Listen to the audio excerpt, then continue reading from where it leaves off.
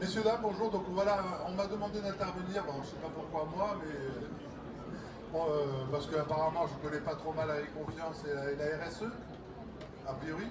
Donc on m'a dit en quoi la confiance contribue à la RSE de nos coopératives. Donc la RSE, tout le monde sait que c'est la responsabilité sociétale des entreprises.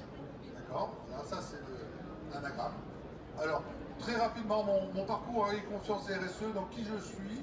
Donc moi je m'appelle Laurent Lévesque, je suis salarié de, alors on dit la coopération agricole, donc de Nouvelle-Aquitaine. Voilà. Je suis un produit du sud-ouest, il n'y a pas que des poulets dans le sud-ouest, il y a des beaux poulets. Voilà.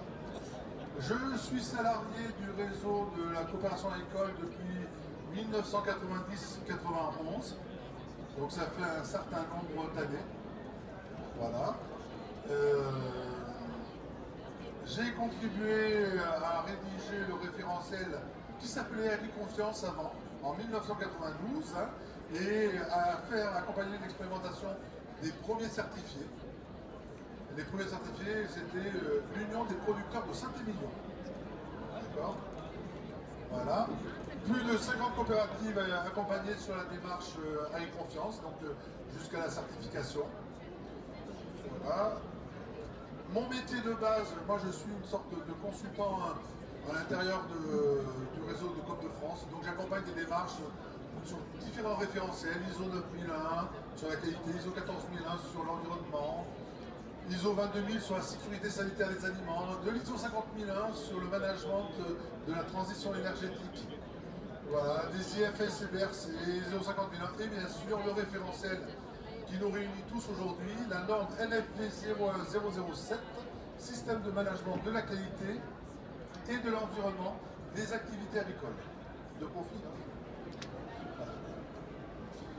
Je suis le papa d'un garçon de 25 ans, mais ça on s'en fiche, d'un programme qui s'appelle 3D, Destination Développement Durable, voilà, qui officiellement est né en 2006 et qui consiste à, et c'est là, c'est ma dimension RSE, vous avez vu ma dimension un peu avec confiance, ma dimension RSE, donc c'est un programme qui consiste à accompagner les coopératives et les entreprises agroalimentaires à structurer leur démarche de responsabilité sociétale sur le long cours.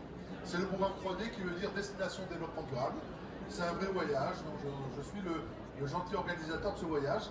C'est un programme qui a été créé donc, officiellement en 2006, mais avec une gestation qui a démarré en 2001. Donc en 2001, je peux vous assurer qu'à l'époque, on était très peu nombreux à parler de développement durable et encore moins de RSE, vu que la notion de RSE est apparue officiellement en 2010 avec l'apparition en novembre 2010 de la norme ISO 26000, norme de RSO, responsabilité sociétale des organisations. Ça va? Voilà. C'est un peu plus de 500 coopératives et entreprises agroalimentaires, dont plusieurs qui sont dans cette salle-là, qui ont structuré leur réflexion et leur démarche de responsabilité sociétale au regard des outils développés dans le cadre du programme 3D. Le programme 3D était le premier programme en Europe, tous secteurs d'activité confondus, en matière de responsabilité sociétale. Voilà. J'occupe mon temps aussi, au-delà de faire l'accompagnement avec confiance, qualité, environnement et RSE, à accompagner des filières. Aujourd'hui, il y a une tendance de fond. On sent que les filières aussi ont besoin de s'approprier et d'adapter et de traduire cette norme internationale ISO 26000 à leurs enjeux spécifiques. C'est comme ça qu'on a travaillé par exemple avec la filière jambon de Bayonne, où on a créé un référentiel spécifique de responsabilité sociétale, très axé bien sûr, un grand chapitre sur la bientraitance animale, qui est un gros enjeu pour la filière jambon de Bayonne, d'accord, sans omettre les autres enjeux d'attractivité des métiers, parce que attirer des talents dans un abattoir, c'est pas évident, chez un salaisonnier, c'est pas évident, donc il y a des enjeux d'attractivité des métiers, d'accord. Voilà, on a fait la même chose avec un référentiel assez récent, qui s'appelle Cumas sous responsable, qui est né en Nouvelle-Aquitaine. Là aussi, on a fait un référentiel, on a traduit l'ISO 26000 pour la spécificité des coopératives d'utilisation de matériel agricole. Et au jour d'aujourd'hui, je crois qu'il y a une centaine de labels Cumas sous responsable délivrés déjà en Nouvelle-Aquitaine. Voilà. C'est un programme régional, peut-être qui prendra peut-être une dimension national, ça m'échappe un peu, c'est dans la balle des équipes des Cuba. Voilà. Et un autre exemple, par exemple, c'est un grand groupe coopératif que je pense que tout le monde connaît ici, qui s'appelle le groupe coopératif Maïsadou, d'accord, qui a la particularité d'être une grosse coopérative polyculture, polyélevage, donc ils font des belles céréales, des oléoprotéagineux, et ils ont une grosse filière volaille, une filière canard, qui a un peu souffert avec la grippe aviaire, puis ils ont des développements d'entreprises agroalimentaires avec le groupe Delpera, etc., etc. Et donc ils m'ont demandé de travailler avec eux pour faire un référentiel qui permet de traduire cette norme internationale ISO 26000 pour l'ensemble des activités et des métiers du groupe en France, en Europe et dans le monde. Avec tout un système d'évaluation de la performance en responsabilité sociétale. Voilà. Voilà, et j'ai mal tourné, je suis un peu du côté obscur. À une époque, j'étais auditeur certifié sur 9001, 14001 et tout ça, mais c'était il y a longtemps. Certains d'entre vous n'étaient pas encore nés. Là, je suis responsable d'évaluation sur le label Engagé RSE, d'accord, d'AFNOR. Alors, je ne fais pas d'évaluation en agroalimentaire, je fais essentiellement tous les syndicats de production et distribution d'eau potable, les banques, voilà, les agences de coiffure. Voilà un peu qui je suis. Alors, le développement durable, je ne vais pas vous faire l'affront de vous expliquer d'où ça vient et tout. Bon, on sait tous qu'au jour d'aujourd'hui, au mois d'août, quand on est soit dans les parcelles, pour les plus courageux, soit à la plage pour les moins courageux, voilà, on entend tous à la radio, voilà, aujourd'hui c'est le jour du dépassement. Au mois d'août, le fameux jour du dépassement, hein, c'est le jour, au mois d'août, à partir du moment où on commence à vivre à crédit sur la capacité de la planète à répondre à nos besoins en termes de ressources et à nous fournir les surfaces bioproductives suffisantes pour traiter nos déchets. Alors, août, c'est pour la planète, mai, c'est pour la France, février, c'est pour les États-Unis, et puis d'autres pays comme le Qatar, il n'y a plus de jours.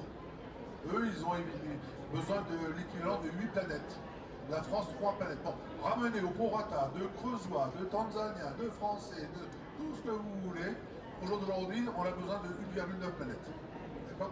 Donc, on a une empreinte écologique très très forte qui explique pourquoi on est arrivé à ce concept qui est défini comme celui-ci, le développement durable. C'est un développement qui répond aux besoins du présent sans compromettre les capacités des générations futures à répondre aux leurs. D'accord? Alors, c'est pas de moi, j'aurais été jamais assez brillant pour faire ce genre de définition. C'est de Madame Brundtland, un commissaire européen, d'accord, qui nous a fait cette définition en 1987. Et souvent, on présente donc le concept de développement durable avec le triptyque environnement, économique et social. Donc, alors social, attention, social, il y a le sens français social, c'est assez Arlette Laguillet, c'est travailleur, travailleuse. Et puis il y a un autre sens social en anglais qui est beaucoup plus global, c'est la société au sens large. Donc c'est ce deuxième sens qui va nous intéresser. Hein. Donc en fait, faire du développement durable, c'est dès que j'ai un projet, j'intègre une réflexion un peu proactive sur quel est l'impact de ce projet sur ma performance économique, quel est l'impact de ce projet sur l'environnement, quel est l'impact de ce projet sur l'emploi, sur la QVCT, qualité de vie et conditions de travail, sur l'attractivité de mes métiers, sur mon territoire, etc. Et si je fais ça de façon assez systématique et réitérée, je suis dans une démarche de responsabilité sociétale. Voilà. C'est pour ça qu'il faut comprendre de Doliprane, il n'y en a plus. Hein. Ça n'existe plus de Doliprane. Voilà. Il n'y a pas de médicaments à prendre pour réfléchir à la nuance subtile entre développement durable et RSE. Ok? Voilà. Donc, en fait, alors vous avez vu l'effet à Georges Lucas. Donc, c'est la convergence des trois qui fait qu'on est dans le durable.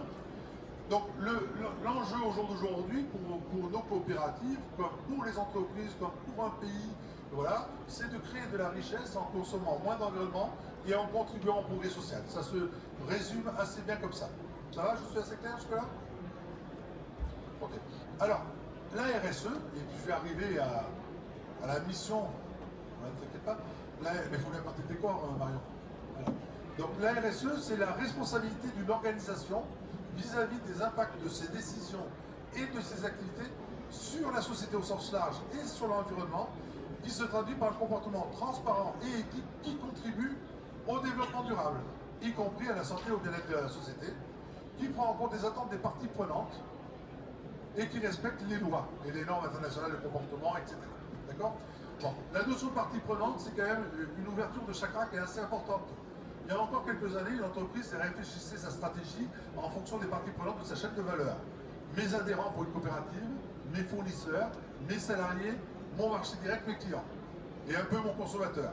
Maintenant, une entreprise elle est obligée d'ouvrir le chakra et d'avoir une vision beaucoup plus globale de ces parties prenantes et d'adapter la stratégie parce que d'autres parties prenantes peuvent représenter des grandes opportunités pour nos entreprises ou des grands risques et ces parties prenantes ne sont pas forcément dans la chaîne de valeur. Je vais vous donner pour exemple, nous en Nouvelle-Aquitaine, on a un conseil régional qui est assez proche des coopératives et des entreprises agroalimentaires. Et nos entreprises, quand elles sollicitent des aides régionales ou européennes qui transitent par le conseil régional, elles sont obligées de faire un diagnostic sur la RSE et d'impulser un plan d'action. Alors, il n'y a pas d'obligation de résultat, il y a juste une obligation de faire ce diagnostic avec des consultants spécialisés. Voilà. D'accord? Donc c'est bien une attente forte. Alors, c'est une grosse opportunité parce que derrière, ça peut drainer 30 ou 40% de financement sur les investissements éligibles. C'est pas anodin. Donc il y a 2 ou 3 entreprises ici qui sont passées là-dedans, il n'y a pas longtemps. Donc on a bien des parties prenantes qui sont en dehors de notre chaîne de valeur habituelle, qui ont des attentes.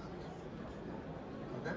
Donc c'est la contribution des organisations, la RSE, au développement durable. Ça va? D'accord? Il existe un phare dans la nuit. Depuis novembre 2010, il existe une norme internationale qui s'appelle ISO 26000. 139 pages, sans les annexes, écrites par un œnologue, que des mots à 4 syllabes minimum, assez abscons, voilà. Mais votre serviteur qui est sympathique, dès janvier 2011, en tant que responsable du programme 3D, on a lancé les travaux de traduction de l'ISO 26000 pour l'agroalimentaire français, dans une norme française qui est la norme NF X30030, guide d'application de l'ISO 26000 pour l'agroalimentaire français. Cette norme, elle est repartie à Bangkok, en présentation à l'ISO, l'organisme de normalisation internationale, et ça a donné lieu aux travaux de déclinaison de l'ISO 26000 pour l'agroalimentaire au niveau international, c'est la norme ISO 26030. Voilà. L'ISO 26000, alors très rapidement, la RSE donc, vu que c'est le seul référentiel qui définit ce qu'est la RSE. Il y a 7 questions centrales dans l'ISO 26000. Il y a la gouvernance de l'organisation. Ça tombe bien, quand on met en place une démarche de type NFV 01007, une des premières choses à faire, ce qu'on vous demande dans la norme, qui permettra d'aboutir à la marque avec confiance, ce qu'on vous demande dans cette norme, c'est de comprendre vos éléments de contexte et de construire une politique qualité-environnement qui est cohérente aux éléments de contexte. Donc il y a beaucoup d'items que l'on traite dans la démarche avec confiance qui relèvent de la gouvernance de l'organisation.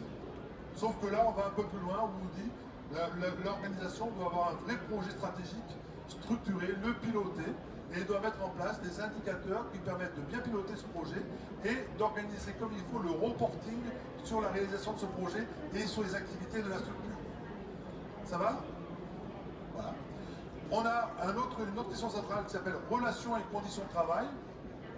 Ça tombe bien, dans la démarche NFV 0107, on vous demande à un moment donné que les producteurs qui engagent la démarche soient compétents, au même titre que les salariés qui sont dans le périmètre, le champ d'application de la démarche avec confiance.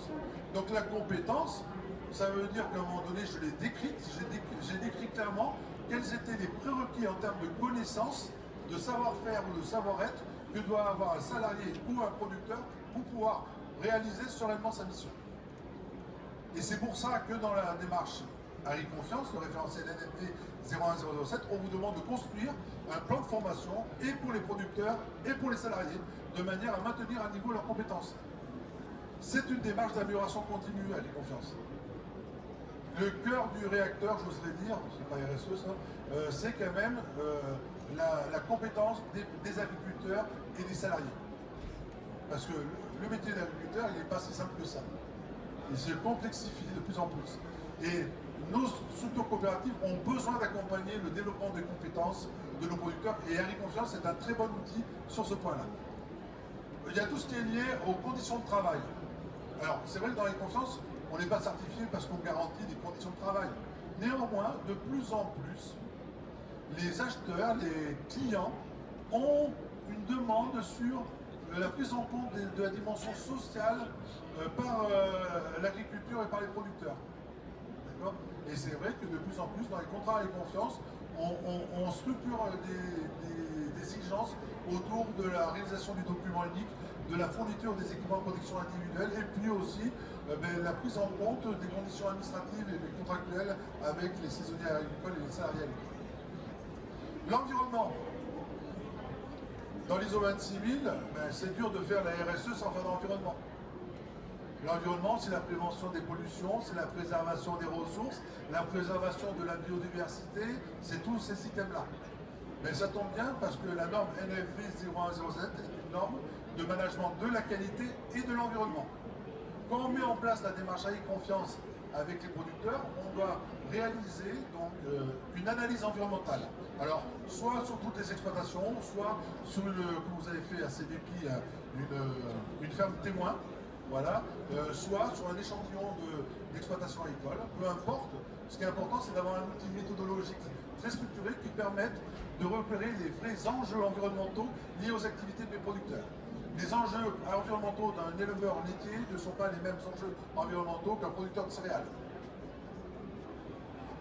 Voilà. Bon, droits de l'homme.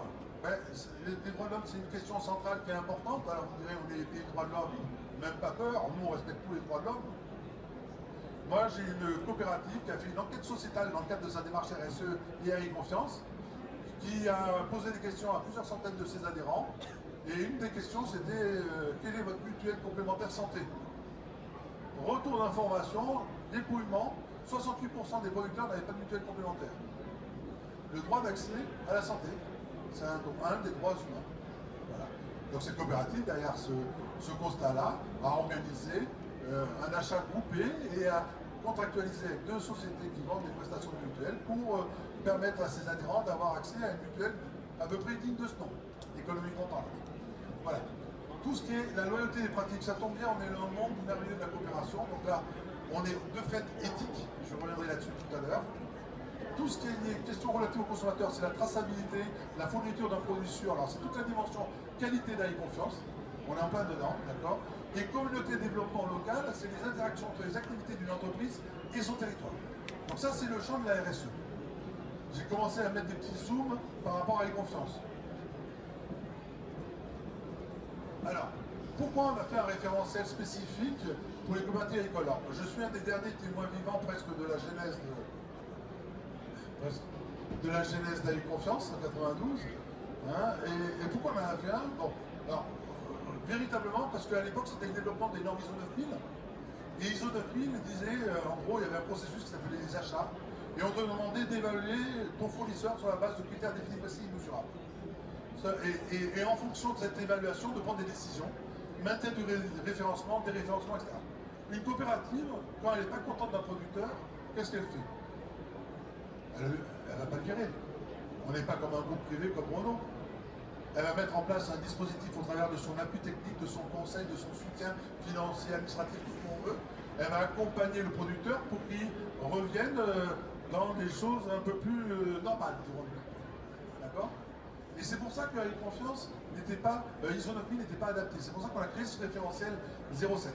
Et si c'est né dans la coopération, c'est parce que nous, on a des valeurs statutaires. Il y a des groupes cotés en bourse qui ne sont pas de la coopération école, dont je tairai le nom, mais qui s'inventent en termes de marketing des valeurs que nous, on a de façon génétique dans les statuts de la coopération. Voilà. Et ça, on ne le valorise pas assez, à mon goût. Hein. On a un mode de gouvernance quand même qui est démocratique, une voix un homme.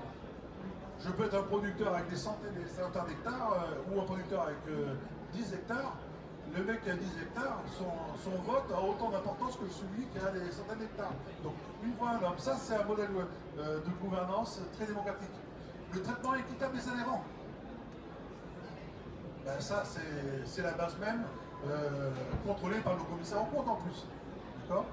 La reconnaissance sur le nerf géographique. Une coopérative, elle est ancrée à son territoire. Il n'y a pas plus ancré au territoire, à sa communauté et au développement local qu'une coopérative, statutairement. On est le seul outil juridiquement qui soit ancré à un territoire. L'apport total de la production engagée avec la coopérative. La coopérative, du moment où le producteur s'est engagé à apporter toute sa production, de fait, la coopérative s'engage à accepter toute sa production du moment qu'elle soit saine, loyale et marchande. Okay. La transparence, AG, commissariat aux comptes, la révision coopérative, on est quand même le seul outil au jour d'aujourd'hui juridique qui se sont dotés d'un système de contrôle du bon fonctionnement de son modèle coopératif. Cette structure, aujourd'hui, je ne connais pas d'autres structures qui ont un outil comme le HSCA et Copertis. Ça, on ne le met pas assez en avant aussi. Et la répartition du résultat avec les sociétés. Alors, j'ai essayé de faire un exercice, parce que la RSE, il y a des principes de comportement. Ils sont au nombre de 7. C'est la redevabilité. Quand on est une organisation engagée dans la RSE, on est redevable, on rend des comptes à ses parties prenantes. Ça se traduit par un reporting, d'accord, plus ou moins structuré. Certains émettent un rapport de responsabilité sociétale, comme la tricherie, on a fait un magnifique dernièrement. D'accord. La transparence, pas besoin de définir la transparence. Avoir un comportement éthique, alors l'éthique il est à tout niveau, il est dans la rémunération des adhérents, mais c'est aussi dans le mode de management des hommes, des femmes et des hommes de l'entreprise. Les enjeux de parité et d'égalité professionnelle, tout ce qui est enjeu de discrimination, c'est le comportement éthique. C'est l'éthique dans les affaires aussi. D'accord. C'est la prise en compte de l'intérêt des parties prenantes, c'est le respect de la réglementation au sens large, le respect des normes internationales de comportement et des droits de l'homme. Vous avez vu, les droits de l'homme, ils étaient en question centrale avec des exigences et ils sont aussi en principe de comportement. Avec derrière des notions comme le devoir de vigilance. Alors là, j'espère que Marion m'a fait des bons effets spéciaux. J'ai essayé de faire des liens. La redevabilité, l'Assemblée Générale, c'est bien un outil de redevabilité. Je présente bien les résultats de façon transparente de la coopérative. D'accord. Le comportement éthique, le traitement éthicable des adhérents, c'est le comportement éthique. Okay. Le comportement éthique peut aussi, c'est la répartition des résultats avec les sociétaires de façon équitable. Hop, la prise en compte de l'intérêt des parties prenantes, c'est l'Assemblée Générale, c'est l'écoute, c'est tout le système de vote.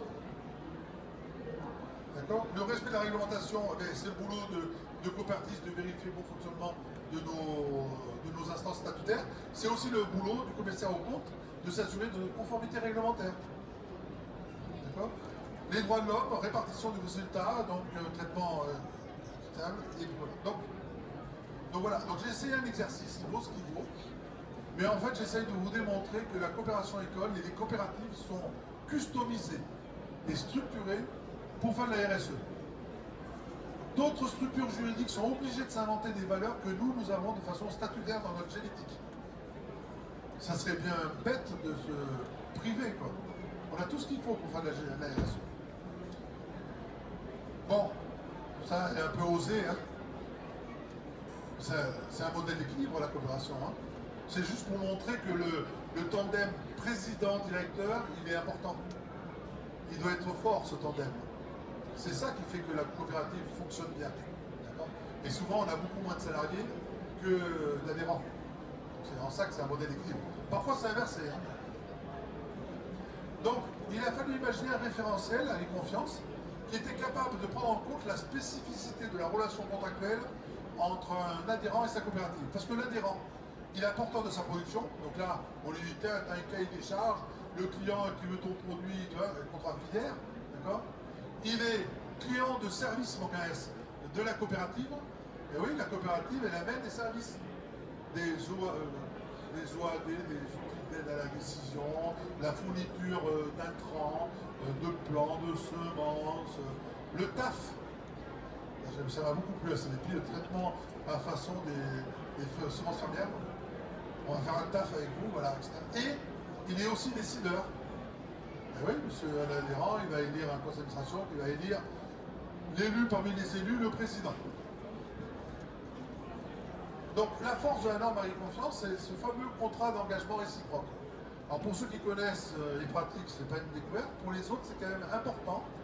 C'est en fait le principe fondateur de Marie Confiance, c'est que comme le producteur, il est aussi bien apporteur que client de service, on va mettre en place un contrat d'engagement réciproque entre le producteur et sa coopérative. D'accord. Il est passé entre la COP et les adhérents et permet de répercuter les besoins attendus du client. Ça, c'est important. Le client étant l'acheteur final du produit. Hein. D'accord. En les traduisant en termes d'engagement du producteur, la coopérative prend également des engagements de services ou de fourniteurs de produits à destination de ses adhérents. Ça va? Donc avec un schéma, ça va aller mieux. Donc j'ai un contrat d'engagement réciproque, j'ai l'adhérent, j'ai la coopérative, et on prend des engagements. Alors ce qui est bien avec la démarche avec confiance, c'est que le référentiel n'impose pas, à part la marque avec confiance, d'exigence de moyens, mais le référentiel ne dit pas quelle est la nature des engagements qu'on doit prendre vis-à-vis de l'autre. Et en fait, avec confiance, c'est vraiment un outil de haute couture, c'est pas du prêt-à-porter. Ça serait très maladroit de prendre le contrat avec confiance de la coopérative A et l'amener à la coopérative B et dire copier-coller. Ça ne marche pas comme ça. Il faut vraiment à chaque fois l'adapter de façon spécifique. Donc il peut y avoir des engagements, j'ai pris l'exemple du vin, conduite de la vie, déclenchement de la vendange, suivi des parcelles de référence, conseil technique, expérimentation, environnement, amélioration continue, vie coopérative, ancrage territorial. Vous pouvez mettre tout ce que vous voulez en tête de chapitre. Il est défini avec les producteurs. Alors ce qui est important, c'est bien, c'est ça. L'écoute client, c'est la base de la partie qualité d'AI-Confiance. On dit toujours dans AI-Confiance, le meilleur outil d'AI-Confiance, vous savez ce que c'est? Le coton-tige.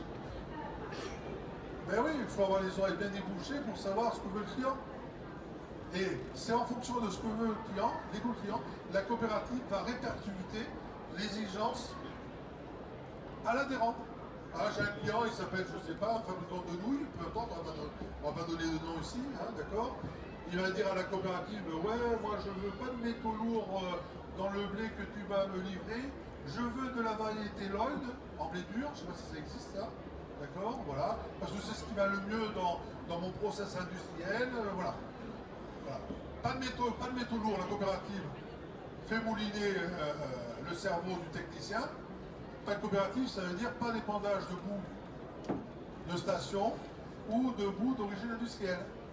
Donc ça va se traduire ici, pas de métaux lourds, là c'est-à-dire le producteur s'engage à ne pas avoir procédé à des épandages de boue de station industrielle ou de boue urbaine, d'origine urbaine, depuis plus de 5 ans. C'est un exemple, hein, d'accord? Ça va? Voilà. Et après, vous avez, c'est moi qui ai posé il y a très longtemps. La poitrine s'est retournée un peu. Bon. Et après, vous avez derrière ça ce qu'on appelle un système de management de la qualité et de l'environnement. C'est des procédures, c'est l'organisation, l'organigramme, le qui fait quoi. Je ne rentre pas dans ce genre de détails. Okay. Par contre, ce qui est important, il faut bien comprendre, c'est que la définition de la qualité, pour ceux qui la connaissent, c'est bien, mais il y a peu de monde qui la connaît. C'est l'aptitude d'un produit ou d'un service à répondre aux besoins explicites ou implicites d'un client. Le problème, c'est que de nos jours, il y a 10-15 ans, les cahiers des charges, ils étaient épais comme ça. Ils faisaient une feuille ou deux feuilles. Maintenant, quand un client nous donne un cahier des charges, il est épais comme ça. C'est-à-dire qu'il y a de moins en moins de place à l'implicite. Je ne sais pas si je suis clair. Tout est de plus en plus exprimé de façon très factuelle, avec des attentes d'éléments de preuve et de garantie. Et donc, on a un client qui relaye, parce que lui-même, il a un business à assurer. Nos amis de la distribution, qui sont nos clients préférés, ouais, mais ils nous remontent les attentes des consommateurs. Les attentes, donc, ils relaient les attentes sociétales. Il y a de moins en moins d'implicite. Les attentes sont de plus en plus clairement formulées. Par exemple, qualité du produit. Alors, c'était le basique. Hein. La qualité du produit, la traçabilité. Il a fallu vendre des produits tracés, dire ça vient de là. Le grand-père de la vache s'appelait Raymond, il était Limougeot, voilà. Elle a mangé ça, la marguerite, etc., etc. La sécurité sanitaire du produit, c'est des exigences fondatrices. Et puis, on a vu arriver l'environnement et la biodiversité. On vous demande de préserver la ressource naturelle globalement, de protéger la biodiversité. On vous demande de réduire les intrants chimiques avec des exigences de moyens de plus en plus fortes, qu'ils soient engrais ou produits phytosanitaires. Voilà. Puis on a vu arriver des choses sur le volet social, la QVCT pour les salariés, l'emploi local, et puis on voit arriver des choses sur le sociétal, le local, le Made in ici, ou le prix juste, la bonne répartition de la richesse avec l'adhérent, d'accord, partage de la richesse avec les agriculteurs, le respect du bien-être animal, etc. Donc en fait, ce qui se passe, c'est que nos clients sont de plus en plus, expriment de plus en plus explicitement les attentes sociétales au travers de leur cahier des charges.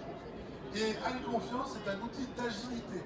Ce fameux contrat d'engagement réciproque, c'est l'outil qui vous permettra assez rapidement, parce que le système sera costaud et les fondations seront établies pour de longues années, vous permettra assez facilement de répercuter toutes les nouvelles exigences auprès des producteurs, en s'assurant toujours qu'elles sont soutenables, économiquement viables pour nos adhérents, bien sûr.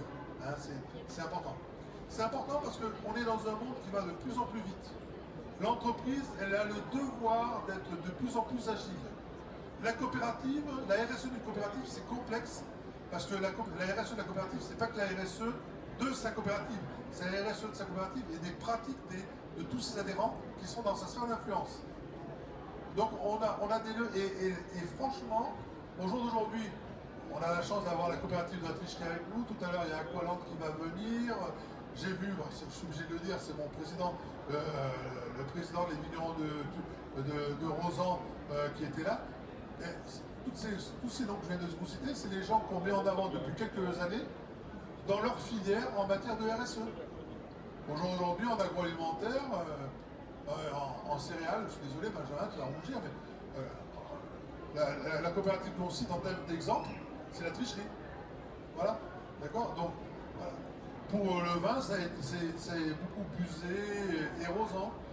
Hein, pour le monde merveilleux de ce qui frétille dans l'eau, les trucs fumés, etc., c'est le groupe Aqualand. Et plus globalement, Aqualand, c'est pour les piscicultures. Donc, et ce qu'on peut constater, force est de constater, très objectivement, c'est que toutes celles qui sont mises en avant, qui sont reconnues par à peu près tout le monde, de façon assez indiscutable en RSE, elles ont toutes en commun qu'elles sont à la confiance. Vous pouvez le tourner dans tous les sens, c'est le constat qu'on peut faire. Voilà. Voilà, grosso modo, bon, ça on s'en fiche, hein, bon, c'est le champ, mais. D'accord, donc là, voilà, donc, on est certifié avec confiance pour la fourniture d'intrants, fourniture de services et la production agricole, d'accord. Et après, dès qu'on a le transfert de propriété physique de la marchandise avec le producteur, c'est d'autres référentiels qui permettent après d'utiliser la belle marque avec confiance. Alors, très rapidement aussi, et ça c'est important, en RSE, souvent les gens disent la RSE c'est la responsabilité sociale et environnementale. Que les dire, c'est la responsabilité sociétale des entreprises. Néanmoins, la dimension environnementale est importante. Sachez, alors je pense que la confiance ne le dit pas assez non plus, à ma connaissance, tout secteur d'activité confondu, j'ai fait ma recherche avec nos amis d'Afnor en Europe, le seul référentiel qui intègre qualité et environnement au jour d'aujourd'hui en Europe, c'est NFV 01007. Dans les autres secteurs d'activité, vous n'avez pas de référentiel. Dans l'automobile, dans l'aéronautique, dans la chimie, vous n'avez aucune filière qui a un référentiel mixte qui intègre qualité et environnement. Ça aussi, c'est une spécificité forte d'AI Confiance et c'est un vrai atout par rapport à la RSE. Pourquoi? Ben parce que de toute manière, regardez, j'avais fait des animations, là, c'est pas grave. Là, par exemple, vous êtes une coopérative, alors c'est une coopérative de truites. Les bonnes truites fumées, les œufs de truites du groupe Aqualand. D'accord. Donc là, ils ont des intrants, des pisciculteurs, de l'aliment, des œufs embryonnés, des produits vétérinaires. Hein, c'est des exemples. Et bien la coopérative, dans sa démarche avec confiance, elle a mis en place plein de dispositifs, la maîtrise des densités, la maîtrise de l'alimentation, la surveillance des rejets d'eau sortie pisciculture, des grilles anti-évasion, alors pas pour le pisciculteur, hein, pour les poissons. Grilles anti-échappée de poissons, d'accord. La réoxygénation de l'eau, entrée et sortie pisciculture, etc. Et toutes ces dispositions de maîtrise qui permettent de faire un bon produit ont aussi un impact, alors pour le coup, eux, positif sur l'environnement, avec une maîtrise des rejets dans l'eau, le NH4, le méthane, les matières en suspension et le taux d'oxygène. Donc on peut faire des bons poissons comme Aqualand fait, en ayant des très bons impacts sur l'aval, sur l'eau qui restitue au milieu dans la rivière. Même, j'ose dire que l'eau qui sort est presque plus propre que celle qui rentre. D'autant plus que maintenant, ils viennent de développer une nouvelle activité d'aquaponie. Si on prend les caves de Rosan et les caves de Tursan, par exemple, eux, ils ont des intrants, des plantes vives, des produits de lutte, l'engrais, les engins agricoles, etc. Et là, c'est pareil, ils ont mis de nombreux dispositifs de pratique agricole dans le cadre d'AI Confiance. La traçabilité, la garantie sanitaire des plants pour éviter le développement des maladies, le raisonnement des intrants, l'utilisation de biocontrôle, les aires de remplissage de la page, etc., implantation de haies, etc. Donc là, on a les impacts, alors, positifs, il ne faut pas pousser la mamie dans les orties. Mieux maîtrisé et beaucoup moins impactant négativement sur l'environnement. D'accord? Toute activité humaine, de toute manière, impacte sur l'environnement, de toutes les façons. D'accord? Donc avec des maîtrises de pollution de l'air dans le sol, diminution de l'atteinte à la biodiversité, parfois même des actions qui vont dans le sens de la réintroduction de la biodiversité ou de la reconstruction de l'habitat. D'accord? Et moins de dégradation des sols. Voilà. Bon, bah, je pense qu'on peut applaudir Laurent et dire un grand merci.